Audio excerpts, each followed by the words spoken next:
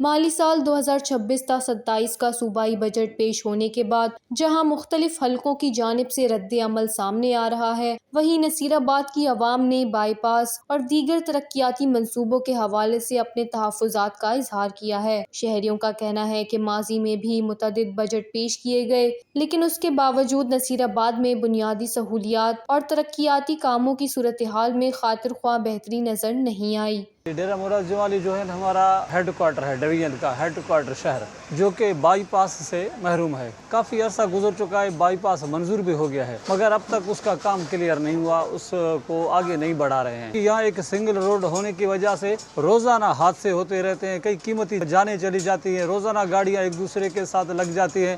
کئی بار ایسے ہوتا ہے تو ایک گاڑی خراب ہو جاتا ہے تو پورا ٹریفک 2 گھنٹے 3 گھنٹے بند ہو جاتا ہے۔ یہ بڑی بڑی گاڑیاں، یہ ٹینکر ہیں جو بائی پاس سے جو چلی جاتی، نہ ہی شہری مشکلات میں ہوتے۔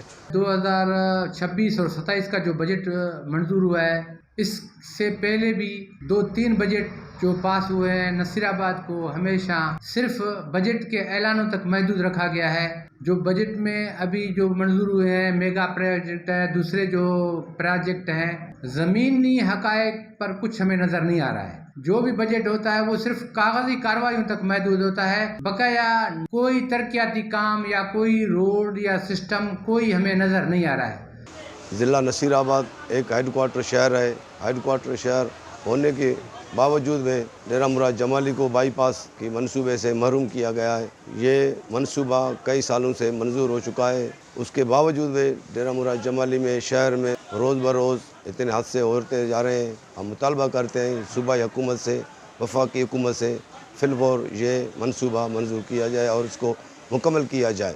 نصیر آباد کی عوام کا کہنا ہے کہ صرف بجٹ پیش کرنا کافی نہیں، بلکہ اصل ضرورت بائی پاس جیسے ان منصوبوں کو عملی جامہ پہنانے کی ہے تاکہ ترقی کے ثمرات عام شہری تک پہنچ سکیں۔ وش نیوز، نصیر آباد، بلوچستان۔